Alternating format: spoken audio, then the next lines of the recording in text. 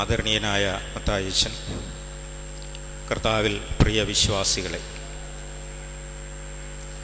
എൻ്റെ ജീവിതത്തിലെ ഏറ്റവും സന്തോഷകരമായ ഒരനുഭവമാണിത്. പരിമലപ്പള്ളിയിൽ വന്ന് ഒരു ദിവസം ധ്യാനപ്രസംഗം നടത്തുക എന്നുള്ളത് ഞാൻ ഒരിക്കലും പ്രതീക്ഷിച്ചിരുന്നതല്ല. ആദരണീയനായ റമ്പാച്ചൻ എൻ്റെ ഇടവകക്കാരനാണ്. ഞങ്ങൾ രണ്ടുപേരും ഓമല്ലൂർ വലിയ പള്ളിയിലെ അംഗങ്ങളാണ്. അതുകൊണ്ടായിരിക്കണം റമ്പാച്ചൻ കഴിഞ്ഞ ദിവസം പെട്ടെന്ന് തന്നെ വിളിച്ചപ്പോൾ ഞാൻ അല്പം അത്ഭുതപ്പെട്ടു പോയി. ഇന്ന് അച്ഛൻ സൂചിപ്പിച്ചതുപോലെ നാംസിൻ്റെ അംഗങ്ങളെല്ലാം മാവേലിക്കര സെൻറ്റ് പോൾ സുവിശേഷാലയത്തിൽ കൂടിയിരിക്കുകയാണ്. ഞാനും അവിടെ രാവിലെ ഹാജരായി. അവിടെ നിന്നാണ് ഇങ്ങോട്ട് വരുന്നത്. ഇന്നത്തെ പ്രസംഗത്തിൻ്റെ ഒരു ഭാഗം അഭിവന്യ ഒസ്താത്യോസ് തിരുമേനിയുടെ ലേഖനങ്ങളും പ്രസംഗങ്ങളും റഫർ ചെയ്തുകൊണ്ട് ഉള്ളതായിരിക്കും എന്നുകൂടെ അറിയിച്ചു കൊള്ളട്ടെ. ഇന്നത്തെ ചിന്താവിഷയമായിട്ട്, ധ്യാനത്തിനുള്ള വിഷയമായിട്ട് എടുത്തിരിക്കുന്നത് സഭാപ്രസംഗി 2-ാം അധ്യായം 26-ാം വാക്യമാണ്. സഭാപ്രസംഗി 2-ാം അധ്യായം 26-ാം വാക്യം: തനിക്ക് പ്രസാദമുള്ള മനുഷ്യന് അവൻ ജ്ഞാനവും അറിവും സന്തോഷവും കൊടുക്കുന്നു. പാപിക്കോ ദൈവം തനിക്ക് പ്രസാദമുള്ളവന് അനുഭവിക്കുവാൻ തക്കവണ്ണം ധനം സമ്പാദിക്കുകയും സ്വരൂപിക്കുകയും ചെയ്യാനുള്ള കഷ്ടപ്പാട് കൊടുക്കുന്നു. അതും മായയും വൃഥാ പ്രയത്നവും അത്രേ. ഒരിക്കൽ കൂടെ വായിക്കാം.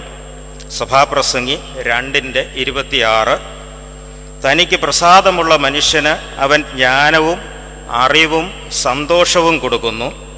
പാപിക്കോ ദൈവം തനിക്ക് പ്രസാദമുള്ളവന് അനുഭവമാകുവാൻ തക്കവണ്ണം ധനം സമ്പാദിക്കുകയും സ്വരൂപിക്കുകയും ചെയ്യാനുള്ള കഷ്ടപ്പാട് കൊടുക്കുന്നു. അതും മായയും വൃഥാ പ്രയത്നവും അത്രേ.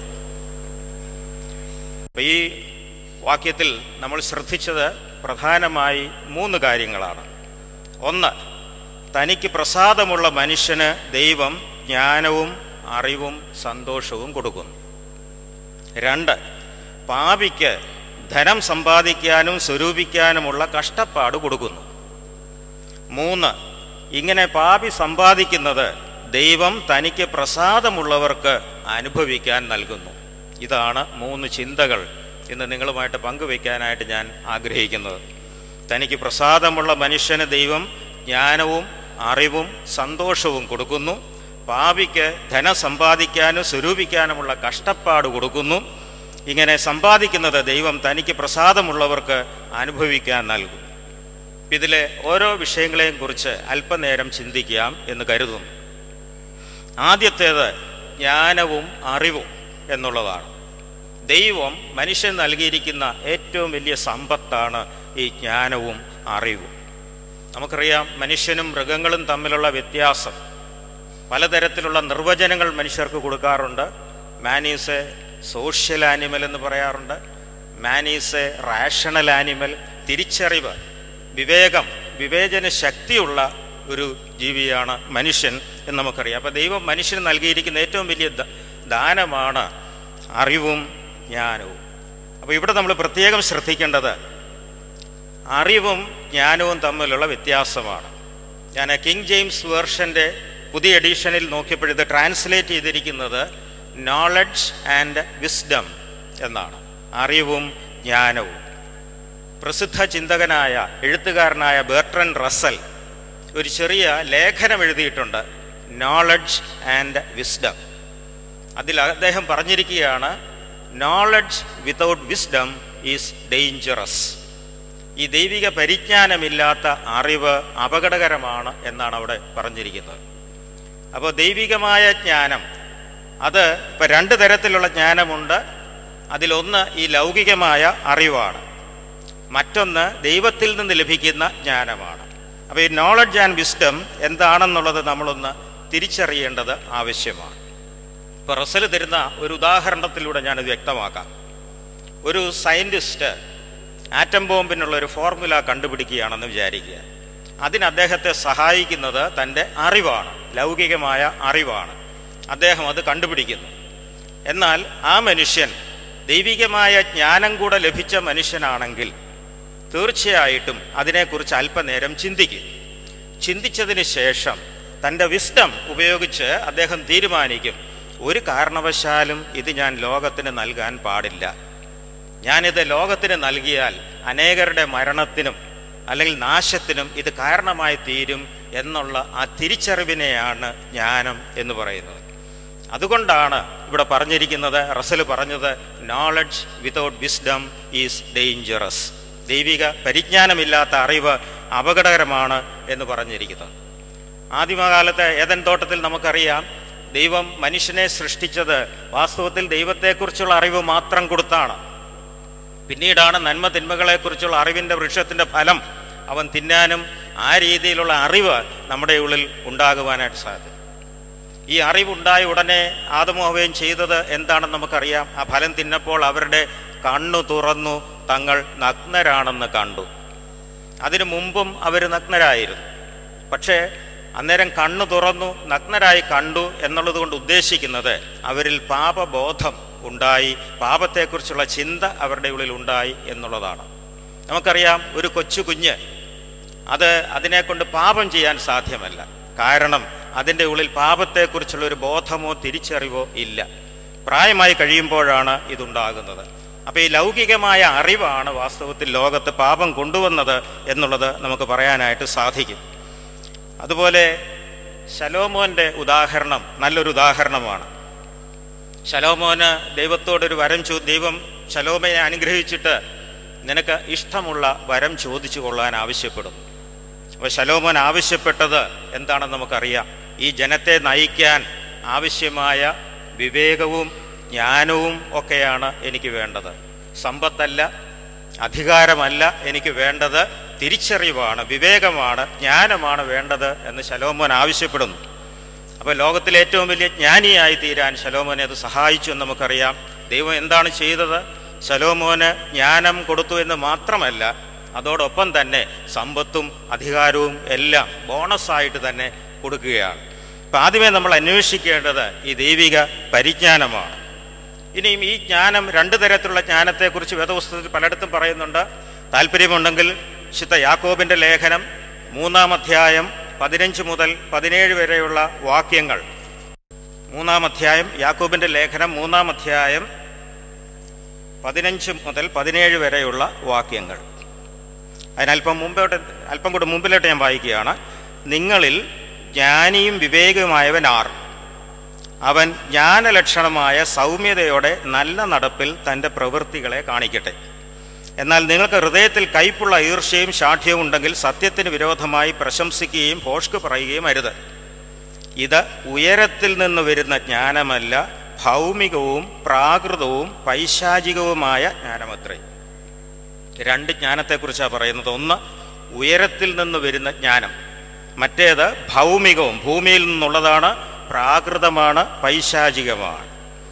ഈർഷ്യയും ശാഠ്യവും ഉള്ളയിടത്ത് കലക്കവും സകല ദുഷ്പ്രവൃത്തിയുമുണ്ട്.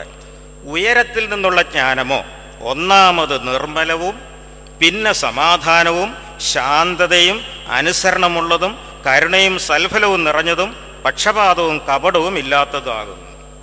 ഉയരത്തിൽ നിന്നുള്ള ജ്ഞാനം, അതിൻ്റെ പ്രത്യേകതകളാണ് ഇവിടെ പറയുന്നത്. ഒന്നാമത് നിർമ്മലം, പിന്നെ സമാധാനം, ശാന്തത, അനുസരണമുള്ളത്, കരുണയും സൽഫലവും നിറഞ്ഞത്, പക്ഷപാതവും കപടവും ഇല്ലാത്തത്. അതാണ് ദൈവികമായ ജ്ഞാനത്തിൻ്റെ ലക്ഷണം. എന്നാൽ മറ്റേത് അങ്ങനെ അല്ല എന്നും ഇവിടെ പറയുന്നുണ്ട്.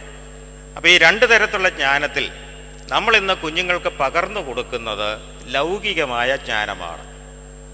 അതാണ് റസലും പറഞ്ഞത് ഇത് അപകടമാണെന്ന് പറഞ്ഞത്. ഇപ്പം നമുക്കൊന്ന് ചിന്തിക്കാം. ഈ 5 ദിവസം സ്കൂളിൽ പോയി പഠിക്കുന്ന കുട്ടി ലഭിക്കുന്നത് ലൗകികമായ ജ്ഞാനമാണ്. അവൻ ബോട്ടണിയും സുവോളജിയും ഫിസിക്സും കെമിസ്ട്രിയും ഒക്കെ പഠിക്കുന്നു, നല്ലത് തന്നെ, അത് വേണ്ടാന്ന് പറയുന്നില്ല. അറിവും ദൈവത്തിൻ്റെ ദാനമാണ്. പക്ഷേ ഈ അറിവിനോടൊപ്പം തന്നെ ഉയരത്തിൽ നിന്നുള്ള ദൈവിക ജ്ഞാനവും ആവശ്യമാണ്. അത് ഈ കുഞ്ഞുങ്ങൾക്ക് ലഭിക്കുന്നത് എവിടെ നിന്നാണ് എന്ന് നാം ചിന്തിക്കേണ്ടത് ആവശ്യമാണ്. ഞാൻ കഴിഞ്ഞ 44 കൊല്ലമായിട്ടൊരു സൺഡേ സ്കൂൾ അധ്യാപകനാണ്. ഈ പേരൻസിനെ കിട്ടുമ്പോഴെല്ലാം ഞാനിത് പറയാറുണ്ട്. കാരണം ഈ 5 ദിവസം സ്കൂളിൽ നിന്ന് കിട്ടുന്ന അറിവിനോടൊപ്പം ഒരു 2 മണിക്കൂറെങ്കിലും ഉയരത്തിൽ നിന്നുള്ള ജ്ഞാനം, ദൈവികമായ പരിജ്ഞാനം ഈ കുഞ്ഞുങ്ങൾക്ക് കിട്ടേണ്ടത് ആവശ്യമാണ്. അല്ലെങ്കിൽ അവരുടെ ഡെവലപ്മെൻറ്റ് എന്താണ് നമ്മൾ പറയാറുണ്ടല്ലോ, ഓൾ റൗണ്ട് ഡെവലപ്മെൻ്റ് ആണ് വിദ്യാഭ്യാസത്തിൻ്റെ ഉദ്ദേശമെന്ന് പറയാറുണ്ട്. ബഹുമുഖമായ വളർച്ചയാണ്. അതിനായിട്ട് ഫിസിക്കൽ, ശാരീരികം വേണം, മാനസികം വേണം, ആത്മീയവും ധാർമ്മികവുമായ എല്ലാ തരത്തിലുള്ള വളർച്ചയും കുഞ്ഞുങ്ങൾക്ക് ആവശ്യമാണ്. അതിന് അവരെ ഞായറാഴ്ച സൺഡേ സ്കൂളിലൊന്ന് വിടേണ്ടത് ആവശ്യമാണ്. യഥാർത്ഥത്തിൽ കുഞ്ഞുങ്ങളെ സ്വാധീനിക്കുന്നത് ഇന്ന് 4 സംഗതികളാണെന്ന് നമുക്കറിയാം. 1 മാതാപിതാക്കൾ, 2 അധ്യാപകർ, 3 സമൂഹം, 4 മീഡിയ. ഞാൻ അതിൻ്റെ ഓർഡറിലാണ് പറഞ്ഞത് കേട്ടോ. അവരെ സ്വാധീനിക്കേണ്ടതിൻ്റെ ഓർഡറിലാണ് പറഞ്ഞത്. ആദ്യം സ്വാധീനിക്കേണ്ടത് മാതാപിതാക്കൾ, രണ്ടാമത് സ്വാധീനിക്കേണ്ടത് അധ്യാപകർ, മൂന്നാമത് സ്വാധീനിക്കേണ്ടത് നമ്മുടെ ചുറ്റുമുള്ള സമൂഹം, നാലാമത് സ്വാധീനിക്കേണ്ടത് മാധ്യമം അഥവാ മീഡിയം. ഇനി ഒരൊറ്റ ചോദ്യം എനിക്ക് ചോദിക്കാനുള്ളൂ. ഈ 4-ൽ ഏതാണ് ഒന്നാമത് ഇപ്പോൾ കുഞ്ഞുങ്ങളെ സ്വാധീനിക്കുന്നതെന്ന് ചോദിച്ചാൽ നിങ്ങൾക്ക് മറുപടി പറയാൻ ഒരു ബുദ്ധിമുട്ടും ഉണ്ടാവില്ല. ഞാൻ ഏത് സദസ്സിൽ ചോദിച്ചാലും അവരുടനെ ഉത്തരം പറയും, ഏതാണ്? മീഡിയയാണ്. ഒന്നാമത്തെ സ്വാധീനം ഇന്ന് മീഡിയയാണ്. ഈ മീഡിയ ഇവർക്ക് നൽകുന്നത് എന്താണ്? ഉയരത്തിൽ നിന്നുള്ള ജ്ഞാനമാണോ, ഭൗമികമായ ജ്ഞാനമാണോ? ഭൗമികമായ ജ്ഞാനം മാത്രമാണ്. അതുകൊണ്ടാണ് ഹോപ്കിൻസ് യൂണിവേഴ്സിറ്റിയുടെ പ്രസിഡന്റ്, അമേരിക്കയിലെ വൈസ് ചാൻസലർ എന്നല്ല പറയുക, പ്രസിഡന്റ് എന്നാ പറയുക, അദ്ദേഹത്തിൻ്റെ ഒരു പ്രസ്താവന ലോകപ്രസിദ്ധമാണ്.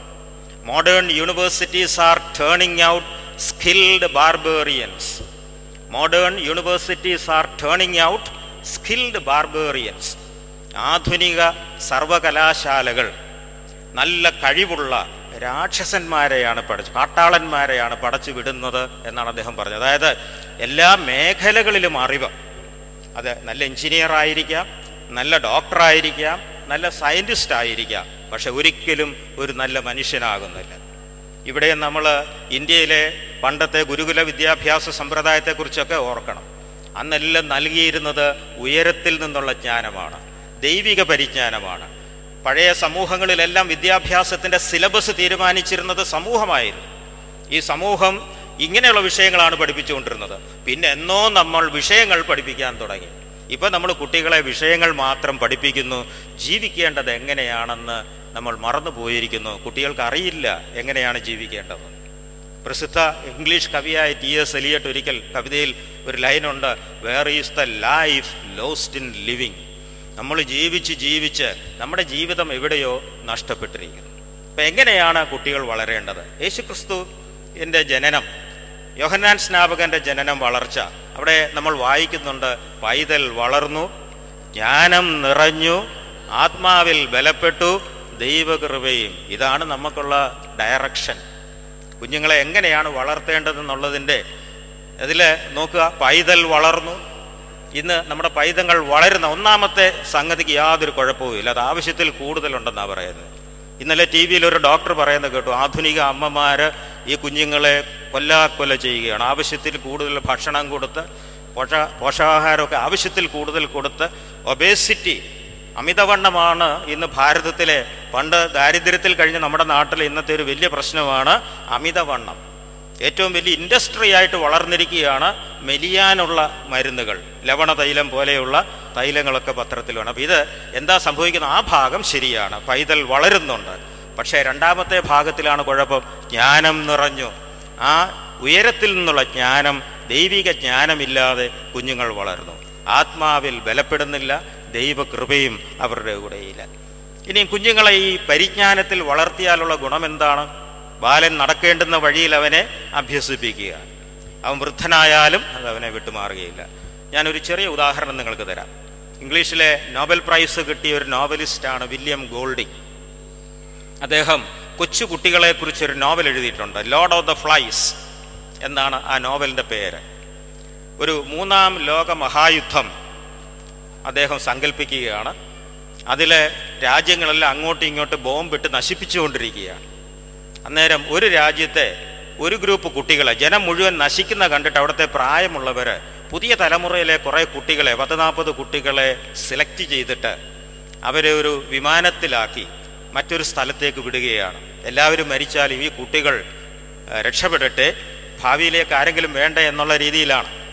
അവരെ ഒരു പാസഞ്ചർ ട്യൂബിൽ കയറ്റിയാണ് വിട്ടത് വിമാനത്തിൽ. ഈ പാസഞ്ചർ ട്യൂബിൻ്റെ പ്രത്യേകത, വിമാനം ആക്രമിക്കപ്പെട്ടാലും ഈ പാസഞ്ചർ ട്യൂബ് ഓട്ടോമാറ്റിക്കായിട്ട് ഇജക്റ്റ് ചെയ്ത് എവിടെയെങ്കിലും ലാൻഡ് ചെയ്തോളൂ. ഏതായാലും ഇവർ പേടിച്ചതുപോലെ തന്നെ സംഭവിച്ചു. വിമാനം ആക്രമിക്കപ്പെട്ടു. പാസഞ്ചർ ട്യൂബ് അതിൽ നിന്ന് വേർപെട്ട് ആൾതാമസമില്ലാത്ത ഒരു ദ്വീപിലേക്ക് ഇത് വന്ന് വീണു. അപ്പോൾ അവിടെ കുട്ടികൾ, ഏറ്റവും പ്രായം കൂടിയവന് 13 വയസ്സും ഏറ്റവും പ്രായം കുറഞ്ഞവന് 4 വയസ്സും എന്ന് സങ്കല്പിക്കുക. അവിടെ ഒരു സമൂഹം അങ്ങുണ്ടാക്കുകയാണ്. പ്രായമുള്ള ആരുമില്ല. ഇപ്പം ഞാൻ മുഴുവൻ കഥ പറയാനല്ല, അവിടെ നടന്ന ഒരു സംഭവം നിങ്ങളുടെ ശ്രദ്ധയിൽപ്പെടുത്തുകയാണ്. ഒരു ദിവസം ഒരു 6 വയസ്സുകാരൻ 4 വയസ്സുകാരനെ ഒരു കല്ലെടുത്ത് എറിയുകയാണ്. ഈ കല്ലെടുത്ത് എറിയുമ്പോൾ ഈ കല്ല് ഒന്നുകിൽ 4 വയസ്സുകാരൻ്റെ ഇടതുവശത്തൂടെ പോകും, അല്ലെ വലത്തുവശത്തൂടെ പോകും, അല്ലെ തലയ്ക്ക് മുകളിലൂടെ പോകും. ഈ കല്ല് അവൻ്റെ ദേഹത്ത് കൊള്ളുന്നതേയില്ല. അതിനെക്കുറിച്ച് നോവലിസ്റ്റ് അവിടെ ഒരല്പം വിവരിച്ചിട്ടുണ്ട്. ഇവനെ ചെറുപ്പത്തിൽ, അതിലൊരു ഗ്രൂപ്പ് കുട്ടികൾ പള്ളിയിലെ ഗായക സംഘത്തിലെ അംഗങ്ങളാണ്. അപ്പോൾ അദ്ദേഹം അവിടെ എഴുതിയിരിക്കുകയാണ്, ഈ 6 വയസ്സുകാരനെ മാതാപിതാക്കളോ അധ്യാപകരോ കൊടുത്ത ആ ദൈവികമായ പരിജ്ഞാനം, ആ വിസ്ഡം അവൻ്റെ ഉള്ളിൽ ഉപബോധ മനസ്സിൽ വീണ് കിടപ്പുണ്ട്. അതെന്താണെന്നറിയാമോ? ഉപബോധ മനസ്സ് അവനോട് പറയുകയാണ്, ഒരു കാരണവശാലും ഈ കല്ല് ആ 4 വയസ്സുകാരൻ്റെ ദേഹത്ത് കൊള്ളാൻ പാടില്ല. ബോധമനസ്സ് പറയുന്നത് കൊള്ളണമെന്നാണ്, ഉപബോധ മനസ്സ് പറയുന്നത് ഒരു കാരണവശാലും അത് കൊള്ളാൻ പാടില്ല. അതുകൊണ്ട് അവൻ എറിയുമ്പോഴേ ലാസ്റ്റ് മൊമെന്റിൽ കൈ ഒരല്പം ഇടത്തോട്ടോ വലത്തോട്ടോ അറിയാതെ മൂവ് ചെയ്യുകയാണ്. ഇതാണ് കുഞ്ഞുങ്ങളെ ദൈവിക പരിജ്ഞാനത്തിൽ അതായത് അവനെ കൊണ്ട് തെറ്റ് ചെയ്യാൻ സാധിക്കാത്തൊരവസ്ഥ. അങ്ങനെ ഒരു അവസ്ഥയിലാണ്. അതാണ് ഈ ശരിയായി വളർന്നു വരുന്ന കുഞ്ഞുങ്ങൾ. അപ്പോൾ അവർ പ്രായമായി കഴിഞ്ഞ് 18, 16, 17 വയസ്സായി നിങ്ങളെ വിട്ടു പിരിഞ്ഞ് സേലത്തോ മൈസൂറിലോ ബാംഗ്ലൂരിലോ പഠിക്കാൻ പോയാലും അവർക്ക് വഴിതെറ്റിപ്പോകാൻ സാധ്യമല്ല, അവരെ ഈ പരിജ്ഞാനത്തിൽ വളർത്തുകയാണെങ്കിൽ. ഇതാണ് ദൈവിക പരിജ്ഞാനത്തിൻ്റെ പ്രത്യേകത. അപ്പോൾ പത്രോസ്ലിഹായി നമ്മളെ 2 പത്രോസ് 3:18 അതും കൂടെ നിങ്ങൾ വായിക്കണം. ഒരു ക്രിസ്ത്യാനി വളരേണ്ടത് എങ്ങനെയാണെന്ന് അവിടെ വീണ്ടും ഓർപ്പിക്കുന്നു. കൃപയിലും പരിജ്ഞാനത്തിലും. കൃപയിലും പരിജ്ഞാനത്തിലുമാണ് വളരേണ്ടത് എന്നവിടെ നമ്മെ ഓർമ്മിപ്പിക്കുന്നു. ഹോശേയ പ്രവചനത്തിൽ നാം വായിക്കുന്നു, പരിജ്ഞാനമില്ലായകയാൽ എൻ്റെ ജനം നശിച്ചു പോകുന്നു. പരിജ്ഞാനമില്ലായകയാൽ എൻ്റെ ജനം നശിച്ചു പോകുന്നു. ഇന്ന് ഈ ദൈവിക പരിജ്ഞാനമില്ലാത്തതിൻ്റെ ലക്ഷണങ്ങൾ നമ്മുടെ ചുറ്റും കാണാം. എന്താണ്? മറ്റുള്ളവർക്ക് ദോഷകരമായ ദ്രോഹകരമായ എല്ലാ പ്രവൃത്തികളും നമ്മുടെ ചുറ്റും നടന്നുകൊണ്ടിരിക്കുകയാണ്. അത് ഗുണ്ടാ സംഘങ്ങളായാൽ കൊള്ളാം, മാഫിയ ആയാലും കൊള്ളാം, മണൽവാരലായാൽ കൊള്ളാം, വേസ്റ്റ് വലിച്ചെറിയുന്നതൊക്കെ ആയാൽ കൊള്ളാം, എല്ലാം പ്രകൃതി നശിപ്പിക്കുന്നതും ഇതെല്ലാം ദൈവിക പരിജ്ഞാനത്തിൻ്റെ അഭാവം കൊണ്ടുണ്ടാകുന്നതാണ്. ഞാൻ എൻ്റെ കുട്ടികളോടൊക്കെ പറയാറുണ്ട്, ദൈവം ഇന്ന് 10 കൽപ്പന തരികയായിരുന്നെങ്കിൽ അത് 12 ആക്കി തന്നേനെ. 10 കൽപ്പനയ്ക്ക് പകരം 12 കൽപ്പന തന്നേനെ. 11ാമത്തെ കൽപ്പന എന്താണ്?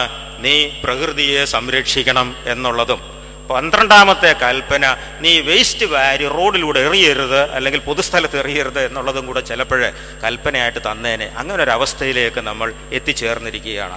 എന്തുകൊണ്ടാണ് ഇങ്ങനെ ഒരു എന്താ പറയുക, ദുഷിച്ച ഒരു സമൂഹമായിട്ട് നാം മാറാൻ കാരണം?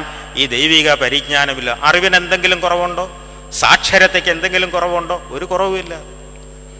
നമ്മുടെ വേൾഡ് ട്രേഡ് സെന്റർ നശിപ്പിച്ച തീവ്രവാദി ചെറുപ്പക്കാരെ കുറിച്ച് അന്നത്തെ പത്രത്തിൽ വന്ന വാർത്തകൾ വായിക്കണം. എല്ലാം ഒരുത്തന് സൗദി അറേബ്യയിൽ എവിടെയോ PhD തീസിസ് ഒക്കെ സമർപ്പിച്ചിട്ടിരിക്കുന്നവനാണ്. വലിയ ബുദ്ധിമാന്മാർ, സ്കിൽഡ് ബാർബേറിയൻസ് എന്ന് പറഞ്ഞതാണ്. അവര് ഈ വേൾഡ് ട്രേഡ് സെന്ററിന്റെ സ്ട്രക്ചർ എല്ലാം പോയി പഠിച്ചു. അതിൻ്റെ ഏത് ഭാഗത്ത് വിമാനം കൊണ്ടിടിച്ചാൽ അത് തകർന്നു വീഴും. അപ്പോൾ വിമാനം അടുത്തുള്ള എയർപോർട്ടിൽ നിന്ന് എടുത്താൽ അത് നിറയെ ഇന്ധനം കാണും. ആ ഇന്ധനം മുഴുവനും കത്തുമ്പോഴേക്ക് അതിൻ്റെ എക്സ്പ്ലോസീവ് പവർ എന്തുമാത്രം കാണും? ഭയങ്കര ബുദ്ധി രാക്ഷസന്മാർ. ആ ബുദ്ധി ഉപയോഗിച്ച് നിരപരാധികളായ അനേകം പേരെ കൊന്നൊടുക്കാൻ നോക്കി. അവരുടെ അറിവ് അവരുപയോഗിച്ച് അതിനാണ്. അവർക്ക് എന്താ സംഭവിച്ചത്? അറിവുണ്ടായിരുന്നു, ദൈവിക പരിജ്ഞാനമില്ലായിരുന്നു എന്ന് വേണമെങ്കിൽ നമുക്ക് പറയാനായിട്ട് സാധിക്കും. അപ്പോൾ ഉയരത്തിൽ നിന്നുള്ള ജ്ഞാനമാണ് നമുക്ക് ആവശ്യം. ഒരു ക്രിസ്ത്യാനി വളരേണ്ടത് കൃപയിലും പരിജ്ഞാനത്തിലുമാണ് എന്ന് പത്രോസ്ലീഹ നമ്മെ ഓർമ്മിപ്പിക്കുന്നു. അതുപോലെ പൗലോസ്ലീഹയെക്കുറിച്ച് നമ്മളൊന്ന് മനസ്സിലാക്കേണ്ടത് ആവശ്യമാണ്. പൗലോസ്ലീഹ പറയുന്നത്, ഈ ലോകത്തിൻ്റെ ജ്ഞാനം ദൈവം മുമ്പാകെ ഭോഷത്വമത്രേ എന്നാണ്. 1 കൊരിന്ത്യർ 3:19. ഈ ലോകത്തിൻ്റെ ജ്ഞാനം ദൈവം മുമ്പാകെ ഭോഷത്വമത്രേ. പൗലോസ്ലീഹയെക്കുറിച്ച് ഒരു കാര്യം മനസ്സിലാക്കണം. കർത്താവിൻ്റെ ശിഷ്യന്മാരാരും തന്നെ ഭൗമികമായ അറിവ് വളരെ കൂടുതലുണ്ടായിരുന്നവരല്ല, ലൗകികമായ ജ്ഞാനം ഉണ്ടായിരുന്നവരല്ല, ഈ ലോകത്തെ വിദ്യാഭ്യാസം അധികം ലഭിച്ചിരുന്നവരല്ല. ഒരുപക്ഷെ സഭയിൽ അതിൻ്റെ കുറവ് നികത്താനായിരിക്കാം കർത്താവ് ശൗലിനെ പിടികൂടിയത്. ദൈവം ചിലരെ കയറി പിടികൂടാറുണ്ട്. അങ്ങനെ പിടികൂടിയ ആളാണ് ശൗൽ. കാരണം അന്നത്തെ ഏറ്റവും വലിയ പണ്ഡിതനായിരുന്നു ശൗലെന്ന് നമുക്കറിയാം. ഗമാലിയേലിൻ്റെ കീഴിൽ ഉപരിപഠനം നടത്തിയ ആളാണ്. ഈ ഉപരിപഠനം കൊണ്ട് അന്നത്തെ ആരുമായിട്ടും ഏത് പണ്ഡിതന്മാരുമായിട്ടും തർക്കിക്കാനും വാദിക്കാനുമുള്ള കഴിവ് പൗലോസ്ലീഹായ്ക്കുണ്ടായിരുന്നു. ഒരുപക്ഷെ ക്രിസ്തീയ സഭയുടെ വളർച്ചയ്ക്ക് ഇത് ആവശ്യമാണെന്ന് കണ്ടതുകൊണ്ടും ആയിരിക്കാം കർത്താവ് ശൗലിനെയും കൂടെ സഭയിലേക്ക് ചേർത്തത് എന്ന് ഞാൻ വിചാരിക്കുന്നു. ഈ ശൗല്, തൻ്റെ ലൗകികമായ അറിവെല്ലാമുള്ള ശൗല് അവസാനം പ്രസ്താവിക്കുകയാണ്, ഈ ലോകത്തിൻ്റെ ജ്ഞാനം ദൈവം മുമ്പാകെ ഭോഷത്വമത്രേ. നമ്മുടെ ഈ അറിവുകളെല്ലാം ദൈവത്തിന് മുമ്പാകെ വെറും ഭോഷത്വമാണ്. ശരിക്കും ആവശ്യമായിട്ടുള്ളത് ദൈവികമായ പരിജ്ഞാനമാണ് നമുക്ക് പറയാം. വേദപുസ്തകത്തിലെ 2 സംഭവങ്ങൾ നിങ്ങളുടെ ശ്രദ്ധയിലേക്ക് കൊണ്ടുവരികയാണ്. ഒന്ന്, സഭാപ്രസംഗി 9-ാം അധ്യായം 13 മുതലുള്ള വാക്യങ്ങൾ. ആ ഭാഗം ഞാനൊന്ന് വായിക്കാം. സഭാപ്രസംഗി 9-ാം അധ്യായം 13 മുതലുള്ള ഭാഗങ്ങൾ. ഇപ്പം ഇവിടെ വിവരിക്കുന്നത് ഒരു ചെറിയ പട്ടണം, അതിൽ ചുരുക്കമായി തന്നെ മാത്രമേ മനുഷ്യരുണ്ടായിരുന്നുള്ളൂ. ഒരു വലിയ രാജാവ് വന്ന് ആ ചെറിയ പട്ടണത്തെ ഉപരോധിച്ചു, അതിനെതിരെ യുദ്ധം ചെയ്തു. അവർക്ക് ഈ വലിയ രാജാവിനെ ചെറുത്ത് നിൽക്കാനുള്ള കഴിവില്ലായിരുന്നു. അവർ മസിൽ പവർ ഉപയോഗിച്ച് അതിനെ എതിർക്കാൻ നോക്കിയിട്ട് പരാജയപ്പെട്ടു. അപ്പോഴാണ് അവിടെ സാധുവായൊരു ജ്ഞാനി അവിടെ ഉണ്ടായിരുന്നു. അദ്ദേഹം ആ പട്ടണത്തെ രക്ഷിച്ചു എന്നാണ് പറഞ്ഞിരിക്കുന്നത്. ഇത് വായിച്ചപ്പോൾ എനിക്ക് തോന്നി, എങ്ങനെയാണ് രക്ഷിച്ചതെന്നുകൂടെ അവിടെ എഴുതി വെച്ചിരുന്നെങ്കിൽ എന്ത് നന്നായിരുന്നു. അത് നമുക്കൊന്ന് മനസ്സിലായേനെ. കാരണം മസിൽ പവർ കൊണ്ടും ആയുധം കൊണ്ടും ഒന്നും അല്ലാതെ ആ സാധുവായ ജ്ഞാനി. എന്നിട്ട് അവിടെ പറയുകയാണ്, ജ്ഞാനം ബലത്തേക്കാൾ നല്ലത് തന്നെ, എങ്കിലും സാധുവിൻ്റെ ജ്ഞാനം തുച്ഛീകരിക്കപ്പെടുന്നു. അപ്പം ഇത് ആണ് ഒരു സംഭവം. രണ്ടാമത്തെ സംഭവം നമ്മൾ വായിക്കുന്നത് 1 രാജാക്കന്മാർ 12-ാം അധ്യായം 1 മുതൽ 10 വരെയുള്ള വാക്യങ്ങൾ. അത് ദീർഘമായൊരു ഭാഗമായതുകൊണ്ട് ഞാനത് നേരിട്ട് വായിക്കുന്നില്ല, അതിൻ്റെ ചുരുക്കം അങ്ങ് പറയുകയാണ്. നമുക്കറിയാം, അന്ന് ശലോമോൻ്റെ മകൻ രഹബയാം ശലോമോന് ശേഷം രാജാവായി. അപ്പം രഹബയാം രാജാവായപ്പോഴേ യൊരോബയാമും കൂട്ടരും രഹബയാമിൻ്റെ അടുത്ത് വന്നിട്ട് പറഞ്ഞു, നിന്റെ പിതാവ് ഞങ്ങളെ ഒരുപാട് ഉപദ്രവിച്ചിട്ടുണ്ട്, ഞങ്ങളെ ഒത്തിരി അടിമപ്പണി ചെയ്യുകയും കഷ്ടപ്പെടുത്തുകയും ചെയ്തു. നീ ഒരു കാര്യം ചെയ്യണം, ഞങ്ങളുടെ നുകത്തിൻ്റെ ഭാരമൊന്ന് കുറച്ചു തരണം, ഞങ്ങളുടെ കഷ്ടപ്പാടൊന്ന് മാറ്റിത്തരാമെങ്കിൽ നിന്നെ ഞങ്ങളും അംഗീകരിക്കാം, നമുക്ക് സമാധാനമായിട്ട് കഴിയാം. അപ്പോൾ രഹബയാം പറഞ്ഞു, നിങ്ങൾ പോയിട്ട് 2 ദിവസം കഴിഞ്ഞ് വരാൻ പറഞ്ഞു. 2-3 ദിവസം കഴിഞ്ഞിട്ട് വരാനായിട്ട് ആവശ്യപ്പെടുകയാണ്. അത് കഴിഞ്ഞ് രഹബയാം ആദ്യം വൃദ്ധരായ ജ്ഞാനികളായ ഉപദേശകന്മാരെ വിളിച്ചു. അവർ തൻ്റെ പിതാവ് ശലോമോൻ്റെ ഉപദേശകന്മാരായിരുന്നു. അവരെ വിളിച്ച് ഉപദേശം ചോദിച്ചു. ഉപദേശം ചോദിച്ചപ്പോൾ അവർ പറഞ്ഞു, രാജാവേ, യൊരോബയാം പറയുന്നത് പോലെ ചെയ്യുന്നതാണ് നല്ലത്. അവരെയും കൂടെ നമ്മുടെ കൂടെ ഉൾപ്പെടുത്തിയാൽ രാജാവിന് രാജ്യം സുഖമായിട്ട് ഭരിക്കാം, വഴക്കൊന്നുമില്ലാതെ സമാധാനമായി സന്തോഷമായിട്ട് രാജ്യം ഭരിക്കാൻ സാധിക്കും. അങ്ങനെ ഒരു ഉപദേശം അവർ കൊടുത്തു. എന്നാൽ രഹബയാം തൻ്റെ യുവാക്കളായ സുഹൃത്തുക്കളായ ഉപദേശകന്മാരെ വിളിച്ചു. അവർ കൊടുത്ത ഉപദേശം എന്താണെന്നറിയാമോ? നീ അവരോട് പറയണം, എൻ്റെ ചെറുവിരൽ എൻ്റെ പിതാവിൻ്റെ അരയേക്കാൾ വണ്ണമുള്ളത്. എൻ്റെ പിതാവ് നിങ്ങളെ ചമ്മട്ടി കൊണ്ട് ദണ്ഡിപ്പിച്ചു, ഞാൻ നിങ്ങളെ തേളുകൊണ്ട് ദണ്ഡിപ്പിക്കും. അങ്ങനെ പറഞ്ഞു വിടണം എന്ന് ആവശ്യപ്പെട്ടു. രഹബയാം വൃദ്ധരായ ജ്ഞാനികളായ ഉപദേശകന്മാരുടെ ഉപദേശം കേൾക്കാതെ ആ യുവാക്കളായ സുഹൃത്തുക്കളുടെ ഉപദേശം കേട്ടു. അങ്ങനെ മറുപടി കൊടുത്തു. എന്താ സംഭവിച്ചതെന്നറിയാമോ? യൊരോബയാമും കൂട്ടരും അവിടെ നിന്ന് പിണങ്ങിപ്പോയി. അന്ന് മുതലാണ് ഇസ്രായേലിലും യഹൂദയിലും 2 രാജാക്കന്മാർ ഒരേ സമയം വാഴാൻ തുടങ്ങിയത്. അതിനു മുമ്പ് ഒരു രാജാവേ ഉണ്ടായിരുന്നുള്ളൂ. നോക്കുക, ഒരു രാജ്യത്തിൻ്റെ ശൈഥില്യത്തിന് കാരണമായി തീർന്നത് ഈ ഒരു സംഭവമാണ്. ജ്ഞാനികളുടെ ഉപദേശം അവിടെ രഹബയാം കേട്ടിരുന്നെങ്കിൽ ഈ സംഭവം ഉണ്ടാകുകയില്ലായിരുന്നു. ഇതാണ് നമ്മൾ മനസ്സിലാക്കേണ്ടത്. ഇന്ന് നമ്മൾ ഇപ്പോൾ പരിമല തിരുമേനിയെക്കുറിച്ച് നമ്മൾ പഠിക്കുമ്പോൾ തിരുമേനിയുടെ ജീവചരിത്രം പഠിക്കുന്നത് നല്ലത്. പക്ഷേ അതിനേക്കാൾ ഉപരി തിരുമേനി നമുക്ക് തന്നിട്ടുള്ള ദൈവിക പരിജ്ഞാനം ഒരുപാടുണ്ട്. തിരുമേനിയുടെ പ്രസംഗങ്ങളും തിരുമേനിയുടെ ജീവിതശൈലിയും ഇതെല്ലാം നമുക്ക് നൽകുന്നത് ദൈവികമായ പരിജ്ഞാനമാണ്. അതുകൊണ്ടാണ് പരിശുദ്ധന്മാരെ കുറിച്ചൊക്കെ നമ്മൾ പഠിക്കേണ്ടത്. അവരുടെ ജീവിതം നമുക്ക് നൽകുന്നത് ദൈവികമായ പരിജ്ഞാനമാണ്. അത് നമുക്ക് വളരെ പ്രയോജനം ചെയ്യും. അപ്പോൾ തനിക്ക് പ്രസാദമുള്ള മനുഷ്യന് ദൈവം ജ്ഞാനവും അറിവും നൽകുന്നു എന്നുള്ള ഭാഗമാണ് ഞാനിവിടെ ഇതുവരെ സംസാരിച്ചത്. ഇനിയും സന്തോഷം നൽകുന്നു. തനിക്ക് പ്രസാദമുള്ള മനുഷ്യന് ദൈവം സന്തോഷം നൽകുന്നു. തീർച്ചയായിട്ടും മനുഷ്യൻ്റെ വലിയൊരു ആവശ്യമാണ് സന്തോഷകരമായി ജീവിക്കുക എന്നുള്ളത്. നമുക്കറിയാം, ഈ ലോകത്ത് നമ്മൾ സന്തോഷം അനുഭവിക്കുന്നത് മുഴുവൻ പഞ്ചേന്ദ്രിയങ്ങളിലൂടെയാണ്. നമ്മുടെ കാഴ്ചയിലൂടെയുള്ള സന്തോഷം, കേൾവിയിലൂടെയും അതുപോലെ സ്പർശനത്തിലൂടെയും രുചിയിലൂടെയും ഒക്കെ മണത്തിലൂടെയൊക്കെയുള്ള സന്തോഷം മുഴുവൻ അനുഭവിക്കുന്നത് പഞ്ചേന്ദ്രിയങ്ങളിലൂടെയാണ്. മിക്കവാറും നമ്മൾ ഈ സന്തോഷത്തെക്കുറിച്ചാണ് മിക്കവാറും ചിന്തിക്കുകയും അതിനുവേണ്ടിയാണ് പ്രയത്നിക്കുകയും ചെയ്യുന്നത്. എന്നാൽ ഇതിനപ്പുറമുള്ള ഒരു സന്തോഷം ഉണ്ട്. അതാണ് ആത്മീയമായ സന്തോഷം. അത് ഇന്ദ്രിയങ്ങൾ കൊണ്ട് മനസ്സിലാക്കാനുള്ളതാണ്. ദൈവസന്നിധിയിലിരിക്കുന്ന ഭക്തർക്ക് ഒരുപക്ഷെ ഇവിടെ വന്ന് ധ്യാനത്തിനിരിക്കുമ്പോൾ, ഇവിടെ വന്ന് പ്രാർത്ഥിക്കുമ്പോൾ, പല മനുഷ്യരെ ഞാൻ കണ്ടിട്ടുണ്ട്, ഏകാഗ്രതയോടെ അവരിരുന്ന് ദൈവത്തോട് പ്രാർത്ഥിക്കുമ്പോൾ തീർച്ചയായിട്ടും മനസ്സിൽ കിട്ടുന്ന ആ സന്തോഷവും ദൈവികമായ സമാധാനവും, അത് ആ സന്തോഷമാണ് മറ്റെന്തിനേക്കാളും പ്രധാനപ്പെട്ടത്. അത് ദൈവം നമുക്ക് നൽകും. ആ സന്തോഷം നൽകാൻ ദൈവം ആരോടാണോ പ്രസാദമുള്ളത് അവർക്ക് നൽകുന്ന ഒന്നാണ് ഈ സന്തോഷം. അതുകൊണ്ടാണ് പൗലോസ്ലീഹ ഫിലിപ്പിയർക്ക് എഴുതിയ ലേഖനം 4-ാം അധ്യായം 4-ാം വാക്യത്തിൽ പറയുന്നു, കർത്താവിൽ എപ്പോഴും സന്തോഷിപ്പീൻ. സന്തോഷിപ്പീൻ എന്ന് ഞാൻ പിന്നെയും പറയുന്നു, എംഫസൈസ് ചെയ്ത് ഉറപ്പിച്ച് പറയുകയാണ്. എപ്പോഴും സന്തോഷിപ്പീൻ. അതിനുള്ള മാർഗം അടുത്ത വാക്യത്തിൽ തന്നെ പറയുന്നുണ്ട്. 2 വാക്യം കഴിഞ്ഞ് പറയുന്നുണ്ട്, ഒന്നിനെക്കുറിച്ചും വിചാരപ്പെടരുത്. അപ്പോൾ ഈ ലോകത്തെ ഒരുപാട് ദുഃഖങ്ങളും പ്രയാസങ്ങളും ഉണ്ടാകുന്ന സംഗതികളെല്ലാം ഉണ്ട്. അപ്പോൾ ഇവിടെ നമ്മൾ മനസ്സിലാക്കേണ്ടത് ക്രിസ്തീയ ജീവിതത്തിൻ്റെ അടിസ്ഥാന പ്രമാണത്തിലൊന്നാണ് കഷ്ടത. കഷ്ടത അനുഭവിക്കാൻ, അതായത് പൗലോസ്ലീഹ നമ്മളോട് പറയുന്നുണ്ട്, ക്രിസ്തുവിൽ വിശ്വസിപ്പാൻ മാത്രമല്ല കഷ്ടം അനുഭവിപ്പാനും നിങ്ങൾക്ക് വരം ലഭിച്ചിരിക്കുന്നു എന്നാണ് പറയുന്നത്. അപ്പോൾ ക്രിസ്ത്യാനികൾക്ക് 2 വരമാണ് കിട്ടിയിരിക്കുന്നത്. ഒന്ന് ക്രിസ്തുവിൽ വിശ്വസിപ്പാനുള്ള വരം, 2 കഷ്ടം അനുഭവിപ്പാനുള്ള വരം. നമുക്കറിയാം, വരം എന്ന് പറയുന്നത് ഒരു ബ്ലെസ്സിങ്സ് ആണ്, അതിൻ്റെ ഓപ്പോസിറ്റ് ശാപമാണ്. അപ്പോൾ കഷ്ടത അനുഭവിക്കുക എന്നുള്ളത് ഒരു ബ്ലെസ്സിങ് ആയിട്ടാണ് ഇവിടെ ചിത്രീകരിച്ചത്. അപ്പോൾ എങ്ങനെയാണ് സന്തോഷിക്കുന്നത്? അതാണ് ഒരു ക്രിസ്ത്യാനി പഠിക്കേണ്ടത്. എങ്ങനെയാണ് കഷ്ടതയിലും പാടുവാൻ എങ്ങനെ സാധിക്കും? ദുഃഖത്തിൻ്റെ പാനപാത്രം കർത്താവിൻ്റെ കയ്യിൽ തന്നാൽ സന്തോഷത്തോടെ അത് വാങ്ങി ഹല്ലേലൂയ പാടുന്നത് എങ്ങനെയാണെന്ന് ഇതൊരു പാരഡോക്സ് ആണ്. ഇതാണ് ഒരു ക്രിസ്ത്യാനി മനസ്സിലാക്കേണ്ടത്. ഈ കഷ്ടത ജീവിതത്തിൻ്റെ ഭാഗമാണ്. പക്ഷേ ആ കഷ്ടതയുടെ ഇടയിലും സന്തോഷിക്കാനുള്ള കഴിവ് നമ്മൾക്കുണ്ടാകേണ്ടത് ആവശ്യമാണ്. പണസമ്പാദനം ലക്ഷ്യമാക്കിയാൽ ഒരുപക്ഷെ സന്തോഷം ലഭിച്ചു എന്ന് വരില്ല. ഞാൻ ഇതിൻ്റെ പ്രധാനപ്പെട്ട ഒരു 2-ാം ഭാഗത്തേക്ക് കടക്കുകയാണ്.